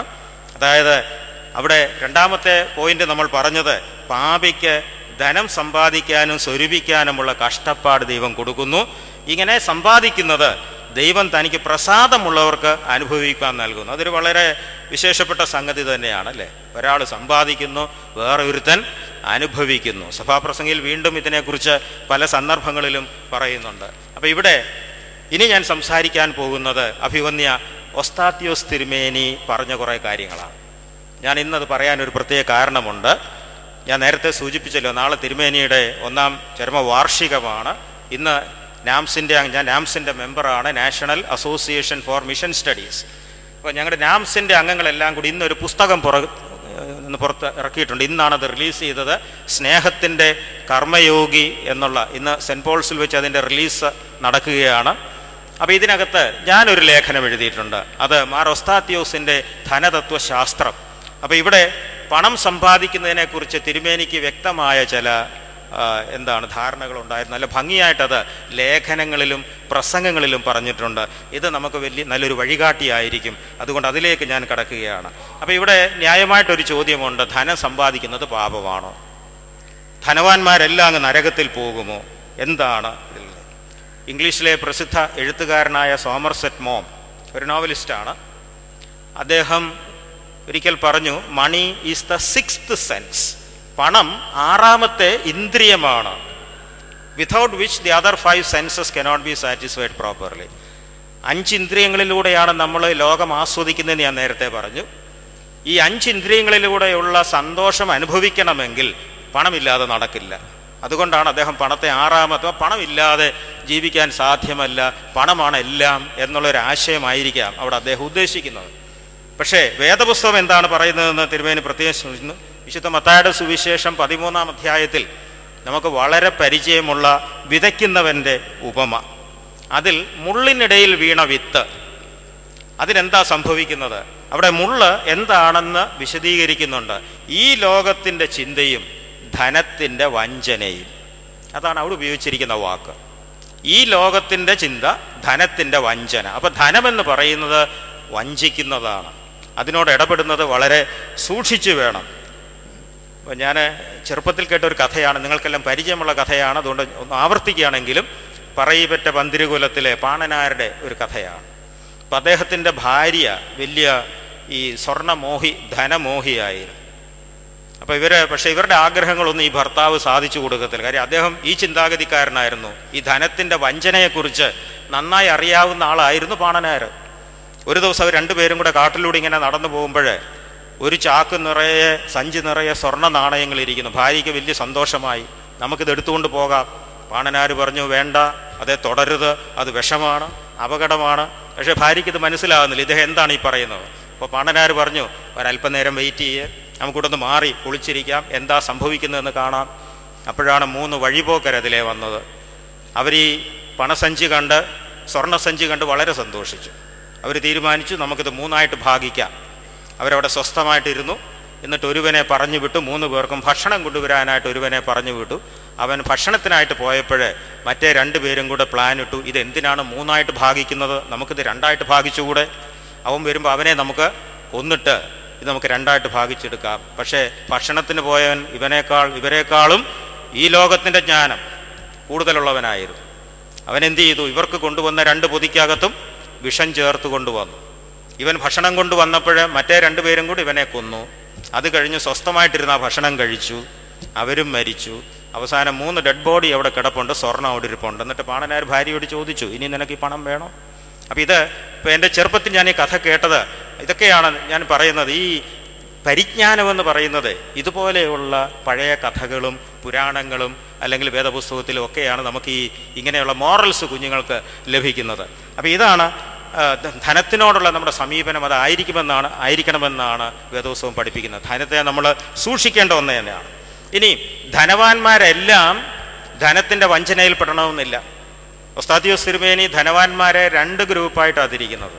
ധനമോഹികളായ ധനവാന്മാരും ധനമോഹികളല്ലാത്ത ധനവാന്മാരും. അതിനൊരു നല്ല ഉദാഹരണവും തരുന്നുണ്ട്. അബ്രഹാമിൻ്റെയും ലോത്തിൻ്റെയും ഉദാഹരണം. അവിടെ ഉൽപ്പത്തി പുസ്തകം 13-ാം അധ്യായത്തിൽ നമ്മൾ വായിക്കുന്നൊരു ഭാഗമുണ്ട്. അബ്രഹാമും ലോത്തും ഒരുമിച്ചായിരുന്നു ആടുകളെ മേയിച്ചു കൊണ്ട് നടന്നത്. 2 പേരും ഭയങ്കര ധനവാന്മാരായിരുന്നു. ധാരാളം ആടുമാടുകളും സമ്പത്തുണ്ടായിരുന്നു. പക്ഷെ അവിടെ പറയുകയാണ്, സമ്പത്ത് വളരെ ഉണ്ടായിരുന്നത് കൊണ്ട് അവർക്ക് ഒരുമിച്ച് പാർപ്പാൻ കഴിഞ്ഞില്ല. വേദപുസ്തകത്തിലൊരു വാക്യമാണ്, സമ്പത്ത് വളരെ ഉണ്ടായിരുന്നത് കൊണ്ട് ഒരുമിച്ച് പാർപ്പാൻ കഴിഞ്ഞില്ല. വളരെ വിചിത്രമല്ലേ? സാധാരണ ദാരിദ്ര്യമുള്ളപ്പോഴാണ് വഴക്കുണ്ടാകുന്നത്, ഒരുമിച്ച് പാർപ്പാൻ കഴിയാത്തത്. പക്ഷെ ഇവിടുത്തെ വിഷയം അതല്ല. സമ്പത്ത് വളരെ ഉണ്ടായിരുന്നത് കൊണ്ട് ഒരുമിച്ച് പാർപ്പാൻ കഴിഞ്ഞില്ല. എന്താണ്? ആടുമാടുകളുടെ എണ്ണം വളരെ കൂടിയപ്പോൾ ഇവർക്ക് വേണ്ട തീറ്റ ലഭിക്കാനില്ലാതെയായി. അബ്രഹാമിൻ്റെ ആട്ടിടയന്മാരും ലോത്തിൻ്റെ ആട്ടിടയന്മാരും കൂടെ ശണ്ഠയായി. അപ്പോൾ ദൈവികജ്ഞാനമുള്ള അബ്രഹാം അദ്ദേഹം കാര്യങ്ങൾ മനസ്സിലാക്കിയിട്ട് ലോത്തിനോട് പറഞ്ഞു, നമുക്ക് ഇവിടെ വെച്ച് വേർപിരിയാം. നീ വലത്തോട്ടെങ്കിൽ ഞാൻ ഇടത്തോട്ട്, നീ ഇടത്തോട്ടെങ്കിൽ ഞാൻ വലത്തോട്ട്. അത് വായിച്ചപ്പോൾ എനിക്ക് തോന്നി, അബ്രഹാമിൻ്റെ സഹോദരപുത്രനാണ് ലോത്ത്. അപ്പോൾ തീർച്ചയായിട്ടും ലോത്ത് പറയേണ്ടത് എന്തായിരുന്നു? അങ്കിളിന് എന്താ വേണ്ടതെന്ന് എടുത്ത് വെച്ചാൽ ബാക്കി അല്ലെങ്കിൽ അങ്കിൾ അങ്ങ് തീരുമാനിച്ചാൽ മതി എന്ന് പറയേണ്ടതായിരുന്നു. പക്ഷേ ലോത്ത് പറഞ്ഞ അങ്ങനെയല്ല. ധനമോഹിയായിരുന്നു ലോത്ത്. അതുകൊണ്ട് എന്താ, ചുറ്റുമൊന്ന് നോക്കി, സോദോം ഗൊമോറ പ്രദേശത്തേക്ക് നോക്കിയപ്പോൾ നല്ല നീരൊഴുക്കുള്ള പ്രദേശമാണെന്ന് കണ്ടു. നല്ല നീരൊഴുക്കുള്ള ഫലപുഷ്ടിയുള്ള പ്രദേശമാണെന്ന് കണ്ടിട്ട് ലോത്ത് അതെല്ലാം അങ്ങ് തിരഞ്ഞെടുത്തു. അത്രയും ഗുണമില്ലാത്ത സ്ഥലമല്ല അബ്രഹാമിന് കൊടുത്തു. പിന്നീട് എന്താ സംഭവിച്ചത്? ലോത്ത് തിരഞ്ഞെടുത്ത സ്ഥലം ദുഷ്ടന്മാരും കൊള്ളരുതാത്തവരും നിറഞ്ഞ സോദോം ഗൊമോറ ദൈവം തീയും ഗന്ധകവും വർഷിച്ച് നശിപ്പിക്കുന്നു. രായിക്ക് രാമാനം ലോത്തും ഭാര്യയും കുഞ്ഞുങ്ങളും എല്ലാം കൂടെ അവിടെ നിന്ന് ഓടി രക്ഷപ്പെടേണ്ടി വരും. അവിടെയും ധനമോഹം അവസാനിക്കുന്നില്ല. ലോത്തിൻ്റെ ഭാര്യ തിരിഞ്ഞു നോക്കുന്നു, ഉപ്പുതൂണായിത്തീരുന്ന കഥയൊക്കെ. അപ്പോൾ അവിടെ തിരുമേനി സൂചിപ്പിക്കുന്ന ഇതാണ്, ലോത്ത് ധനമോഹിയായ ധനവാനായിരുന്നു, അബ്രഹാം ധനമോഹി അല്ലാത്ത ധനവാനായിരുന്നു. പിന്നീട് പഴയ നിയമത്തിലെ കുറേ ഉദാഹരണങ്ങളെല്ലാം തിരുമേനി അവിടെ സൂചിപ്പിക്കുന്നുണ്ട്. ഞാൻ പെട്ടെന്നതൊന്ന് സൂചിപ്പിച്ച് അങ്ങ് പോകാമെന്ന് വിചാരിക്കുന്നു. 1 രാജാക്കന്മാർ 21-ാം അധ്യായത്തിൽ നമുക്ക് വളരെ പരിചയമുള്ളതാണിതല്ല, ഞാൻ ആവർത്തിക്കേണ്ട ആവശ്യമില്ല. ശമരിയ രാജാവായ ആഹാബിൻ്റെയും ഇസബെല്ലയുടെയും കഥ, 2 ധനമോഹികളുടെ കഥ. രാജാവിന് സ്വത്തിനൊരു കുറവുമില്ലെന്ന് നമുക്കറിയാം. പക്ഷെ അദ്ദേഹത്തിന് നാബോത്തിൻ്റെ മുന്തിരിത്തോട്ടം തന്നെ, ഇസ്രായേലിനായ നാബോത്തിൻ്റെ മുന്തിരിത്തോട്ടം തന്നെ വേണം. അതാണ് ഈ ചിലരുടെ അമിത ആഗ്രഹമെന്ന് പറയുന്നത്. അപ്പം നാബോത്ത് രാജാവ് ചോദിച്ചത് കൊടുത്തേനെ, കൊടുക്കാതിരിക്കാൻ ന്യായമായൊരു കാരണം നാബോത്ത് പറയുന്നുണ്ട്. പിതൃസ്വത്ത്, അവരെ ഇസ്രായേലിനെ സംബന്ധിച്ച് കുടുംബസ്വത്തായിട്ട് പിതൃസ്വത്തായിട്ട് കിട്ടിയത് അവർ ഒരു കാരണവശാലും വിറ്റുതുലയ്ക്കില്ല. അതുകൊണ്ട് അദ്ദേഹം കാരണവും പറയുന്നു. പക്ഷേ ഈ ധനമോഹികളായ ആഹാബും ഇസബെല്ലയും കൂടെ എന്താ ചെയ്തത് എന്ന് നമുക്കറിയാം. കള്ളസാക്ഷികളെ വെച്ച് നാബോത്തിൻ്റെ മേൽ കുറ്റാരോപണം ചുമത്തി അവനെ കല്ലെറിഞ്ഞു കൊല്ലുന്നു. അവസാനം എന്താണ് ആഹാബിനും ഇസബെല്ലയ്ക്ക് സംഭവിച്ചത്? ധനമോഹികളായ അവരുടെ അന്ത്യവും വളരെ ദാരുണമായിരുന്നു എന്ന് നമുക്കറിയാം. മറ്റൊരു ഉദാഹരണമാണ് ഏലിശായുടെ ശിഷ്യൻ ഗേഹസി. അപ്പോൾ നോക്കണം, മരിച്ചവരെ വരെ ജീവിപ്പിക്കാൻ കഴിവുള്ള ഏറ്റവും ശക്തനായൊരു പ്രവാചകൻ്റെ ഭൃത്യനാണ് ഗേഹസി. തനിക്ക് എന്ത് വേണമെങ്കിലും അറിഞ്ഞു നൽകാൻ കഴിവുള്ള ഒരാളാണ് ഏലിശ എന്ന് ഗേഹസിക്ക് അറിയാം. അപ്പോഴേ ആ പ്രവാചകനെ മുമ്പിൽ ഇരുന്നു കൊണ്ടാണ് ഗേഹസി പണി ചെയ്യുന്നത്. ചെറുപ്പത്തിലൊരു പദ്യശകലം പഠിച്ചിട്ടുണ്ട്. ക്ഷീരമുള്ളൊരു അകിടിൻ ചുവട്ടിലും ചോര തന്നെ കൊതുകിന് കൗതുകം. അപ്പം ഇത്രയുമൊക്കെ എല്ലാം ഉള്ള സാഹചര്യമുള്ള ഗേഹസി അവസാനം നയമാൻ്റെ പുറകെ പോയി ഏലിശാവിൻ്റെ കുഷ്ഠം മാറ്റിക്കൊടുത്ത് പ്രതിഫലം നയമാൻ കൊടുത്തപ്പോൾ ഏലിശ വാങ്ങുന്നില്ല. പക്ഷേ ഗേഹസി പുറകെ പോയി കള്ളം പറഞ്ഞു, യജമാനന് 1 താലന്ത് വെള്ളി വേണം, വസ്ത്രം വേണമെന്നൊക്കെ കള്ളം പറഞ്ഞത് വാങ്ങി. എന്താണ് സംഭവിച്ചതെന്ന് നമുക്കറിയാം. ഗേഹസി മാത്രമല്ല, അവൻ്റെ സന്തതി പരമ്പര മുഴുവൻ കുഷ്ഠരോഗികളായി തീരാൻ ആ ധനമോഹം കാരണമായി തീർന്നു. എന്നാൽ വേദപുസ്തകത്തിൽ തന്നെ ധനമോഹി അല്ലാത്ത വേറെ ധനവാനെ പരിചയപ്പെടാം. യോബിനെ കുറിച്ച് എന്താ പറയുന്നത്? വലിയ ധനവാനായിരുന്നു. അദ്ദേഹത്തിൻ്റെ ഒട്ടകങ്ങളുടെയും ആടുമാടുകളുടെയൊക്കെ കണക്ക് വേദപുസ്തകത്തിൽ പറയുന്നുണ്ട്. പക്ഷേ ഈ ധനമെല്ലാം പോയിട്ടും ഭാര്യ ആവശ്യപ്പെട്ടിട്ടും അദ്ദേഹം ദൈവത്തെ തള്ളി പറയുന്നില്ല. കാരണം അദ്ദേഹം ധനമോഹി അല്ലാത്ത ഒരു ധനവാനായിരുന്നു. പുതിയ നിയമത്തിലേക്ക് വന്നാൽ നമുക്ക് ഇഷ്ടം പോലെ ഉദാഹരണങ്ങളുണ്ട്. കർത്താവിൻ്റെ ശിഷ്യനായിരുന്ന യൂദാ ഇസ്കറിയോത്ത് ഉൾപ്പെടെ ഉദാഹരണങ്ങൾ ഇഷ്ടം പോലെ. പക്ഷേ എടുത്തു പറയാൻ ഞാൻ ആഗ്രഹിക്കുന്ന, തിരുമേനിയും അവിടെ എടുത്തു പറയുന്ന ഒരു സംഭവമുണ്ട്. ആദിമസഭയിൽ ഈ പണത്തിനോടുള്ള മോഹം കളയാൻ വേണ്ടി പത്രോസ്ലീഹ ഒരു സംരംഭം തുടങ്ങി. ആദ്യത്തെ എന്താ പറയുന്നത്, ഒരു സോഷ്യലിസ്റ്റിക് ഒരു സമൂഹത്തെ ഉണ്ടാക്കിയെടുത്തത് അന്നാണ്. ആദിമപിതാക്കന്മാർ അവർ തങ്ങളുടെ സ്വത്തുക്കളെല്ലാം വിറ്റിട്ട് പത്രോസ്ലീഹയുടെ കാൽക്കൽ കൊണ്ട് സമർപ്പിച്ചു. അവർ സകലതും പൊതുവക എന്നെണ്ണി, ഉള്ളവനും ഇല്ലാത്തവനും എന്നുള്ള വ്യത്യാസമില്ലാതെ ഒരുപോലെ അപ്പം എല്ലാവരും സന്തോഷമായിട്ട് കൊണ്ടുപോകുന്നു. അക്കൂട്ടത്തിൽ അപ്പം നല്ലൊരു സമൂഹം, ഒരു ആദർശ ക്രിസ്തീയ സമൂഹം അവിടെ രൂപപ്പെട്ടു വരികയായിരുന്നു. എന്നാൽ അവിടെ വെച്ച് തന്നെയാണ് പാര പണിതു. അനന്യാസും സഫീറയും. അവരോട് ആരും ആവശ്യപ്പെട്ടില്ല. അവരോട് വസ്തു വിറ്റുകൊണ്ട് ഇവിടെ കൊണ്ടുവയ്ക്കാനൊന്നും ആരും ആവശ്യപ്പെട്ടില്ല. പക്ഷേ അവരെന്ത് ചെയ്തു? വസ്തു വിറ്റിട്ട് കുറേ കൊണ്ട് പാത്തുവെച്ചു, വയലിൽ ഒളിച്ചിപ്പിച്ച് വെച്ചിട്ട് പത്രോസ്ലീഹയുടെ അടുത്ത് വന്നു. വളരെ എന്താ പറയുന്നത്, ദാരുണമായിരുന്നു ഒരു അന്ത്യം നമുക്കറിയാം. 2 പേരും അവിടെ വീണ് മരിക്കുകയായിരുന്നു. നോക്കുക, ധനമോഹികളായ മനുഷ്യരുടെ അനുഭവം എന്താണ് എന്നുള്ളത് ഇവിടെ പറയുകയാണ്. മൂഢനായ ധനവാന്റെ ഉപമ വിശുദ്ധ ലൂക്കോസിൻ്റെ സുവിശേഷം 12-ാം അധ്യായത്തിൽ നാം വായിക്കുന്നു. 16 തൊട്ട് 20 വരെയുള്ള വാക്യങ്ങൾ. പുതിയ നിയമത്തിൽ കർത്താവ് ഒരാളെ മാത്രമേ മൂഢ എന്ന് വിളിക്കുന്നുള്ളൂ, അത് ഈ മനുഷ്യനെയാണ്. എന്തുവായിരുന്നു ഇയാളുടെ പ്രശ്നം? ഇക്കൊല്ലം എല്ലാ കൊല്ലം തന്നാണ്ടത്തെ വിളവ് അതിഗംഭീരം, നെല്ലും ഗോതമ്പും ഒക്കെ കൊയ്ത് കൊണ്ടുവന്നപ്പോൾ ഗോഡൗണിൽ ഇടാൻ സ്ഥലമില്ല. അദ്ദേഹം അവിടെ കിടന്ന് ചിന്തിക്കുകയാണ്, ഇനി ഞാൻ എന്ത് ചെയ്യും? ഞാൻ എൻ്റെ കളപ്പുരയൊക്കെയും പൊളിക്കും. ഇപ്പോഴത്തെ 3000 സ്ക്വയർ ഫീറ്റ് ഉള്ളത് പൊളിച്ചിട്ട് 5000 സ്ക്വയർ ഫീറ്റ് ഉള്ളത് പണിയും. എന്നിട്ട് ഇതിനകത്തെല്ലാം ധാന്യം ശേഖരിച്ച് വയ്ക്കും. തിന്നുക, കുടിക്കുക, ആനന്ദിക്കുക എന്നുള്ള എപ്പിക്യൂറിയൻ ഫിലോസഫിയൊക്കെ പറഞ്ഞിങ്ങനെ ഇരുന്നപ്പോഴാണ് ദൈവം അവനോട് ചോദിക്കുന്നത്, മൂഢ, ഇന്ന് നിന്നോട് നിൻ്റെ ആത്മാവിനെ ചോദിച്ചാൽ, ജീവൻ ചോദിച്ചാൽ നീ എന്ത് ചെയ്യും? അപ്പോൾ ഇതാണ് നമ്മൾ ചിന്തിക്കേണ്ട ഒരു സംഗതി. അപ്പോൾ തിരുമേനി മനുഷ്യരെ 4 വിഭാഗമായിട്ടാണ് തിരിച്ചിരിക്കുന്നത്. അത് ഒന്ന് ശ്രദ്ധിക്കുക. ഒന്ന്, ദൈവത്തെ മാത്രം സേവിക്കുന്നവർ. വളരെ ചുരുക്കമായ വല്ല സന്യാസി ശ്രേഷ്ഠന്മാരോ അതുപോലെയുള്ള ആൾക്കാർ, അവരൊക്കെ മാത്രമായിരിക്കാം ദൈവത്തെ മാത്രം സേവിക്കുന്നവർ. നമ്മളൊന്നും ആ ഗ്രൂപ്പിൽ പെടില്ല എന്ന് നമുക്കറിയാം. 2, മാമോനെ മാത്രം സേവിക്കുന്നവർ. അവർക്ക് ദൈവമില്ല, പണമാണ് സർവ്വതും. ചില സിനിമയിലൊക്കെ കാണാറില്ലേ, രാവിലെ അലമാരി തുറന്ന് നോട്ടുകെട്ടുകളുടെ മുമ്പിൽ നിന്നുകൊണ്ട് അതെ സ്തുതിക്കുകയും പ്രാർത്ഥിക്കുകയൊക്കെ ചെയ്യുന്ന, അത് മാമോനെ മാത്രം സേവിക്കണം. അക്കൂട്ടത്തിൽ നമ്മൾ പെടില്ല. 3-മത്തേത്, ദൈവത്തെയും മാമോനെയും ഒരേ സമയം സേവിക്കുന്നവർ. നമ്മൾ മിക്കവാറും ആ ഗ്രൂപ്പിലായിരിക്കും പെടുന്നത്. ദൈവത്തെയും മാമോനെയും ഒരേ സമയം സേവിക്കുന്നവർ. 4-മത്തെ ഗ്രൂപ്പ്, കാര്യവിചാരകത്വ ബോധത്തോടെ ദൈവത്തിൻ്റെ ഇഷ്ടപ്രകാരം ധനം ഉപയോഗിക്കുന്നവർ. ഇങ്ങനെ 4 ഗ്രൂപ്പായിട്ടാണ് തിരിക്കുന്നത്. അപ്പം നമ്മളിപ്പോഴേ 3-ലെത്തി നിൽക്കുകയാണ്. ഈ 4-മത്തതിലേക്കാണ് നമ്മുടെ വളർച്ച ഉണ്ടാകേണ്ടത്. ഇപ്പോൾ നമ്മൾ ദൈവത്തെയും മാമോനെയും സേവിക്കുന്ന ഒരവസ്ഥയിലാണ്. അതിൽ നിന്ന് എങ്ങനെയാണ് കാര്യവിചാരകത്വ ബോധത്തോടെ സേവിക്കണം? ദൈവമാണ് ഈ സമ്പത്ത്, അതായത് എല്ലാത്തിൻ്റെ ഉടമസ്ഥത ദൈവത്തിന് കൊടുക്കുക. ദൈവമാണ് എല്ലാത്തിൻ്റെ ഉടമസ്ഥൻ. നമ്മളെ നോക്കി നടത്താൻ ഏൽപ്പിച്ചിരിക്കുന്നു. നമ്മൾ കാര്യവിചാരകന്മാർ മാത്രമാണ്. എന്താണ് ഒരു കാര്യവിചാരകൻ്റെ ധർമ്മം? ഉടമസ്ഥൻ്റെ ഇഷ്ടപ്രകാരം കാര്യങ്ങൾ ചെയ്യുക എന്നുള്ളതാണ്. എല്ലാ സ്വാതന്ത്ര്യവും തരും. പഴയ നിയമത്തിലെ ഒരു നല്ല കാര്യവിചാരകനുണ്ട്, ജോസഫ് പൊത്തിഫേറിൻ്റെ ഭവനത്തിൽ. അവിടെ എല്ലാ കാര്യങ്ങളും കംപ്ലീറ്റ് അങ്ങ് ഏൽപ്പിച്ചിരിക്കുകയായിരുന്നു.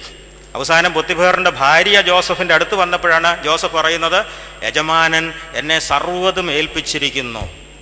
ആരെ ഒഴിച്ച്? തൻ്റെ ഭാര്യയെ ഒഴിച്ച്. അവിടെ പുറംകുപ്പായം ഊരിയിട്ടിട്ട് ജോസഫ് ഓടുന്ന ഓട്ടം നമ്മുടെ മനസ്സിൽ എപ്പോഴും ഉണ്ടായിരിക്കണം. അപ്പോൾ ആ രീതിയിൽ നമ്മൾ ധനം നമ്മളെ ഇങ്ങനെ പലതും നമ്മളെ പ്രലോഭിപ്പിക്കുമ്പോൾ അതിനെ ഇട്ടിട്ട് ഓടാനുള്ളൊരു ധൈര്യം നമുക്കുണ്ടാണ്. ദൈവത്തിൻ്റെ ഇഷ്ടപ്രകാരം ഇത് ഉപയോഗിക്കാവൂ എന്നുള്ളത്. ഇപ്പോൾ തിരുമേനിയുടെ ഒരു വാക്യം നിങ്ങൾ കേട്ടിട്ടുണ്ടായിരിക്കും, ദരിദ്രന്മാർ നിറഞ്ഞ ഈ ലോകത്തിൽ ധനവാനായി ജീവിക്കുന്നത് പാപം എന്നാണ് ആദ്യകാലത്തൊക്കെ പഠിപ്പിച്ചതാണ്. ദരിദ്രന്മാർ നിറഞ്ഞ ഈ ലോകത്ത്.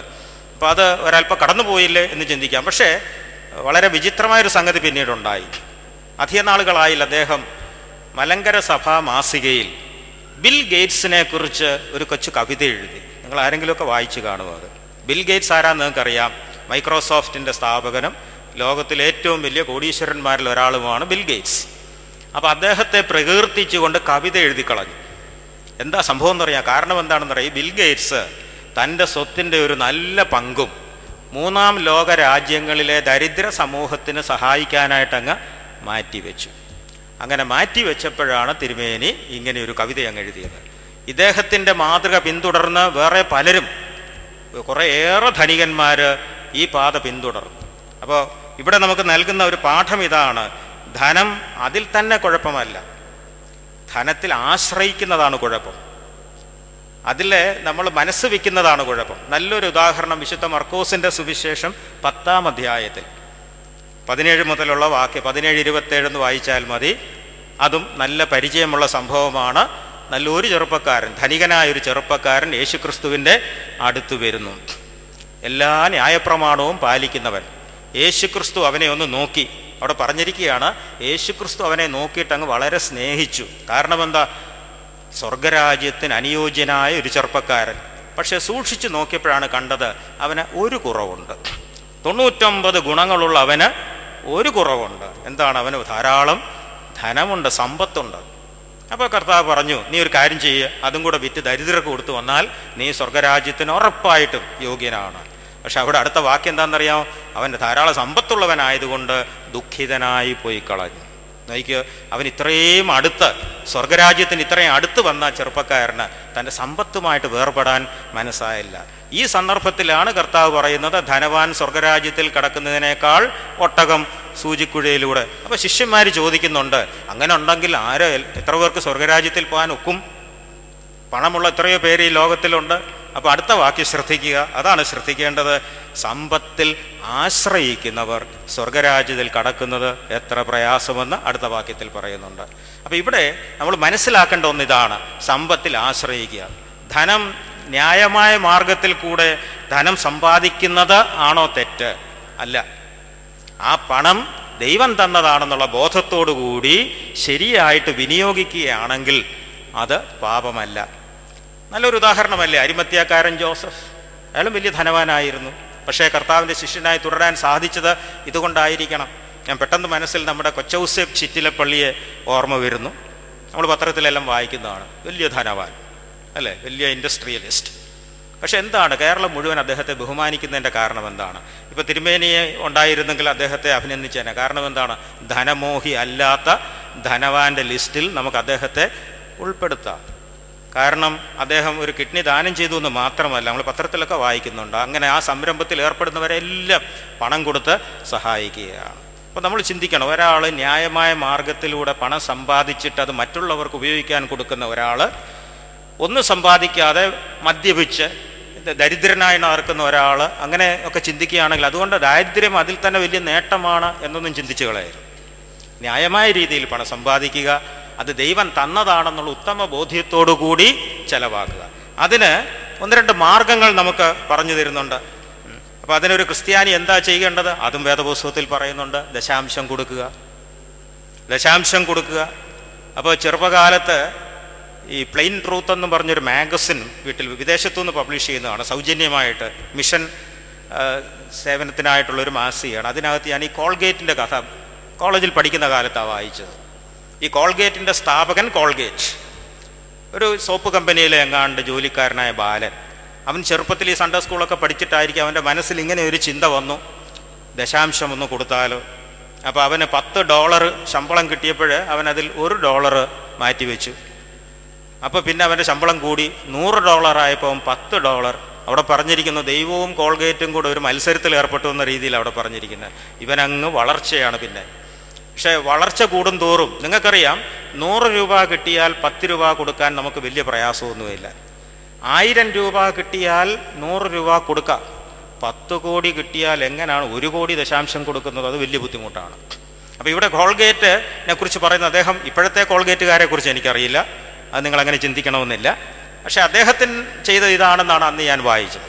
അപ്പോൾ ആ രീതിയിൽ ദശാംശം മാറ്റിവെക്കുന്ന ഒരു സ്വഭാവം നമുക്കുണ്ടാകില്ല.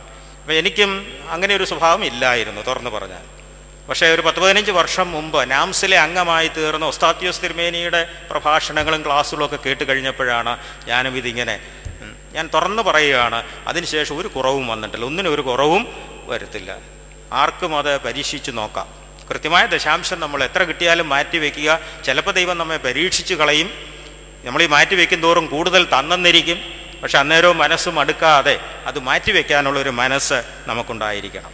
രണ്ടാമത് ചിന്തിക്കേണ്ട, നേരത്തെ പറഞ്ഞ് ആവർത്തിക്കുകയാണ്, കാര്യവിചാരകത്വം. പുതിയ നിയമത്തിൽ ഉടനീളം പറഞ്ഞിരിക്കുന്ന ഒരാശയമാണ് സ്റ്റിവാർഡ്ഷിപ്പ് അല്ലെങ്കിൽ കാര്യവിചാരകത്വം. സമ്പത്തിൻ്റെ എല്ലാത്തിൻ്റെ ഉടമസ്ഥൻ യഹോവയായ ദൈവം. അത് നമ്മെ ഏൽപ്പിച്ചിരിക്കുന്നു. നമ്മൾ ദൈവത്തിൻ്റെ ഇഷ്ടപ്രകാരം അത് ഉപയോഗിക്കുക എന്നുള്ളത്. ഇപ്പോൾ നമ്മുടെ കൺക്ലൂഷനിലേക്ക് വരികയാണ്. ഇവിടെ പറഞ്ഞല്ലോ, പാപി ധനം സമ്പാദിക്കുകയും സ്വരൂപിക്കുകയും, 2 വാക്കുകളാണ് ഉപയോഗിച്ചിരിക്കുന്നത്. ജ്ഞാനിയായ ശലോമോൻ അവിടെ ഉപയോഗിച്ചിരിക്കുന്ന 2 വാക്കുകളാണ്, സമ്പാദിക്കുകയും പിന്നെ അത് സ്വരൂപിക്കുകയും. അവിടെയാണ് ഒരു ചെറിയ പ്രോബ്ലം ഉള്ളത്. ഈ സമ്പാദിച്ചിട്ട് പിന്നെ അതങ്ങ് കൂട്ടിക്കൂട്ടി വയ്ക്കുകയാണ്. ഈ ലോകത്ത് നമ്മൾ കാണുന്ന വളരെ വിചിത്രമായ ചില പ്രതിഭാസങ്ങളുണ്ട്. മക്കളൊക്കെ ഇല്ലാത്തവർ, ആരും അനുഭവിക്കാനില്ലാത്തവരും ഇങ്ങനെ പണം സമ്പാദിച്ചു കൂട്ടുകയാണ്. കാരണം ഈ എൻസ് ആൻഡ് മീൻസ് എന്ന് ഇംഗ്ലീഷിൽ പറയും. ജീവിതത്തിൽ വളരെ പ്രധാനപ്പെട്ടതാണ്. ഇത് തമ്മിൽ അങ്ങോട്ടും ഇങ്ങോട്ടും കയറി തിരിഞ്ഞു പോകരുത്. ലക്ഷ്യവും മാർഗവും. ലക്ഷ്യം മാർഗമായി തീരാൻ പാടില്ല, മാർഗം ലക്ഷ്യമായി തീരാനും പാടില്ല. ഇത് അങ്ങോട്ടും ഇങ്ങോട്ടും മാറിപ്പോകുമ്പോഴാണ് ജീവിതത്തിൽ പല പ്രശ്നങ്ങളും ഉണ്ടാകുന്നത്. ഒരു കൊച്ചുദാഹരണം ഞാൻ കോളേജിലെ കുട്ടികളോട് പറഞ്ഞു കൊടുക്കുന്നൊരു ഉദാഹരണമാണ്. ഒരു മോട്ടോർ സൈക്കിൾ, ചെറുപ്പക്കാരന് ഒരു മോട്ടോർ സൈക്കിൾ എന്ന് പറയുന്നത് ഒരു മാർഗമാണ്. രാവിലെ സമയത്ത് കോളേജിൽ വരാം, ബസ്സിൽ ഇടികൊള്ളാതെ.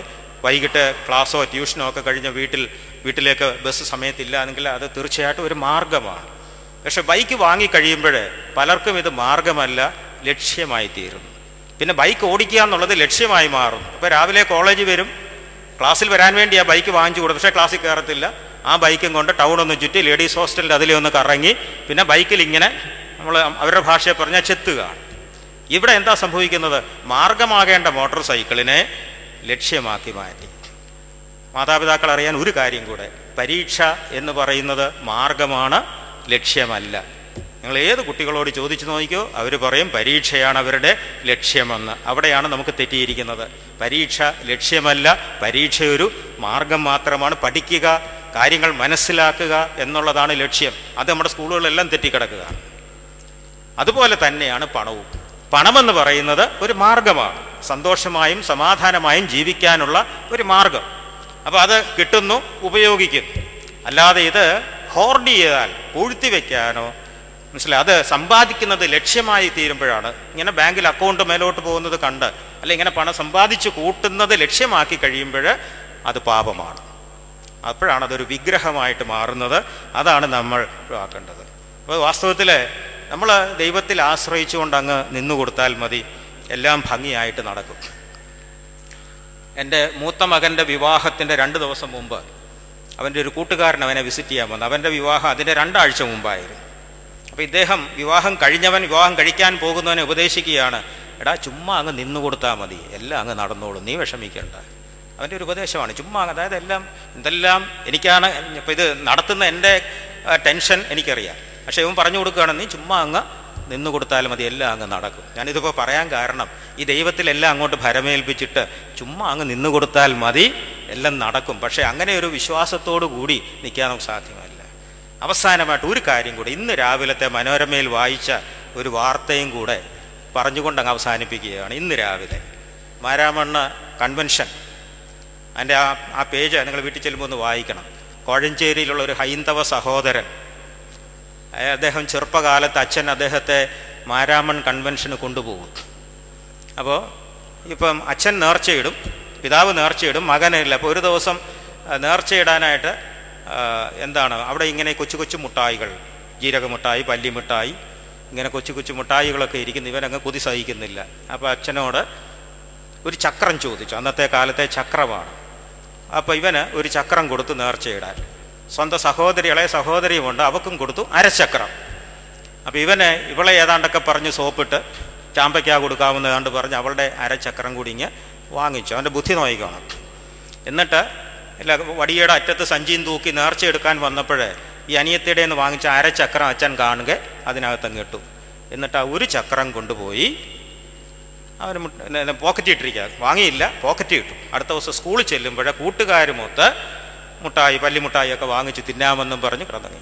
രാവിലെ എഴുന്നേറ്റ് കുളിച്ച് എല്ലാം കഴിഞ്ഞ് നിക്കറെടുത്തിട്ട് പോക്കറ്റിലെ ഒരു ചക്രം തപ്പി നോക്കിയപ്പോഴേ പോക്കറ്റിന് അടിഭാഗമില്ല. 2 പോക്കറ്റിലും കൈയിട്ട് നോക്കി, 2 പോക്കറ്റും വെട്ടി മാറ്റിയിരിക്കുന്നു. കയ്യങ്ങ് ഇറങ്ങിപ്പോയി. അപ്പം ബഹളമായി, എൻ്റെ പോക്കറ്റിന് എന്ത് സംഭവിച്ചു? അപ്പം മുത്തശ്ശി ഓടി വന്നു, ആരാടാ ഇവൻ്റെ പോക്കറ്റ് കണ്ടിച്ച് കളഞ്ഞു? അപ്പോൾ പിതാവ് കിണറ്റിൻകര പല്ല് തേച്ചുകൊണ്ട് നിൽക്കുക. അദ്ദേഹം വിളിച്ച് പറഞ്ഞു, അതേ ഇന്നലെ അവൻ നേർച്ചയിടാൻ കൊടുത്ത കാശ് ആ പോക്കറ്റിൽ ഇട്ടുകൊണ്ട് ഇങ്ങ് പോരുന്നു, അവന് ദൈവം രാത്രിയിൽ വന്ന് വെട്ടിമാറ്റിയതാണ് അവൻ്റെ പോക്കറ്റ് എന്നാണ് മറുപടി.